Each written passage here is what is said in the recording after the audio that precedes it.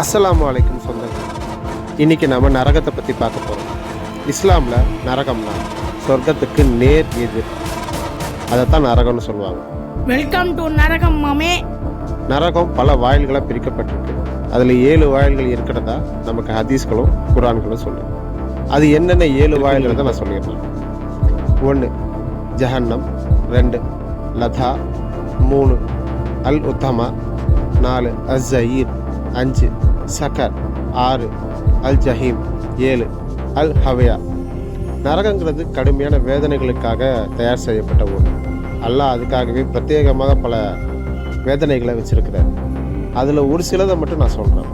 நரகத்தினுடைய நெருப்பு, பூமியில் இருக்கிற நெருப்பை விட நரக நெருப்பு 70 மடங்கு அதிக வெப்பமாக இருக்கும். அங்கே நம்ம பாவம் பண்ணவங்க நேரடியாக அங்கே கொண்டு போய் நிற்க வச்சு நம்ம மேலே கொதிக்க கொதிக்க நெருப்பால் நம்மளை வாட்டுவாங்க. அப்போ நம்ம தோள்களும் சதைகளும் நம்மளுடைய அனைத்து உறுப்புகளும் எரிஞ்சு வலிஞ்சு ஓடும். ஆனால் அல்லாஹ் அத்தோடு நிறுத்த மாட்டான். தவறு செஞ்சவங்களுக்கு திருப்பியும் தோள்கள் உருவாக்கப்பட்டு திருப்பியும் அதை நெருப்பில் போட்டு திருப்பியும் அந்த வலியும் வேதனையும் உணர வைப்பான். அதுக்கப்புறம் நம்ம தாகம் எடுக்கும்போது நம்ம தண்ணி கேட்போம். ஆனால் அங்கே கொடுக்கப்படுற தண்ணி ஹமீம். ஹமீமுங்கிறது நரக நெருப்பில் இருக்கிற தண்ணி. அந்த தண்ணியை குடிக்க கொடுக்கும்போது அவன் குடித்த உடனேயே அவனோட குடல்கள் எல்லாம் உருகிடும். அந்த அளவு தண்ணி கொடூரமாக இருக்கும். நரகத்தில் சஃபூன் என்ற ஊழியர்கள் இருப்பாங்க.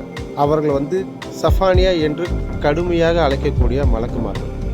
அவர்கள் நரகவாசிகளை ஈவு இரக்கமின்றி தண்டிப்பார்கள். அல்லாஹ்வுடைய கட்டளையின்படி அவர்கள் பயங்கரமாக தண்டிக்கப்படுவார்கள். நரகவாசிகளுக்கு எப்போவுமே கழுத்துலேயோ கால்லையோ சங்கிலி கட்டப்பட்டே இருக்கும். அந்த சங்கிலி நெருப்பால் கட்டப்பட்டிருக்கும். சில சங்கிலி 70 முழம் நீளமுள்ளவை என்று சொல்லியிருக்காங்க. சில நரகவாசிகளுக்கு கம்மியான வேதனையை கொடுக்கப்படும். அந்த கம்மியான வேதனையே என்னென்னா, ஒரு சில காலணிகளை அவர்கள் அணிவதற்கு கொடுப்பாங்க.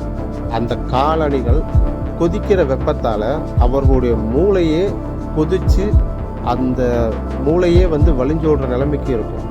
அவர்களுக்கு உணவும் பானமும் கொடுக்கப்படும். எப்பேற்பட்ட உணவு என்றால் சக்கும் ட்ரீ, அது முள்ளால் நிறைஞ்ச மரம். அப்பேற்பட்ட மரமும் அவங்களுக்கு தரப்படும். அவங்களுக்கு குடிக்க தண்ணி கொடுக்கப்படாது. அதற்கு பதிலாக கசாக்குன்னு சொல்லப்படுற ரத்தம் கலந்த சீல் தான் அவங்களுக்கு பானமாக தரப்படும். அது ஒரு துர்நாற்றம் அடிக்கும். அது பக்கம் கூட நம்மளால் போக முடியாது. நினச்சி பாருங்கள், அப்படிப்பட்ட நரக வேதனையில் தான் நம்மளுடைய வாழ்க்கை தவறு செஞ்சால் அங்கே போயிடுவோம். இந்த தவறுக்கெல்லாம் மன்னிப்பு இருக்குது. ஆனால் அந்த மன்னிப்பை நம்ம கேட்க வேண்டிய இடத்துல கரெக்டாக கேட்கறது. நரகத்துடைய ஆழத்தை பார்ப்போம்.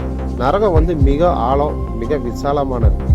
அங்கே நம்ம ஒரு கல்லை தூக்கி போட்டோன்னா அந்த கல் போய் சேர்றதுக்கே கிட்டத்தட்ட 70 ஆண்டுகள் ஆகும்னு சொல்கிறாங்க.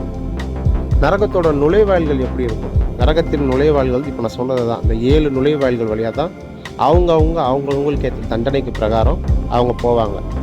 நரகம் என்பது உலக வாழ்வில் அல்லாவுக்கு மாறு செய்தவங்க, இணை வச்சவங்க, இறை தூதர்களை அவமானம் செஞ்சவங்க, பாவ காரியங்களில் ஈடுபட்டவங்க ஆகியோருக்கான இடம்தான். குறிப்பாக இணை வைத்தல் மன்னிக்கப்படாத பெரும் பாவம்.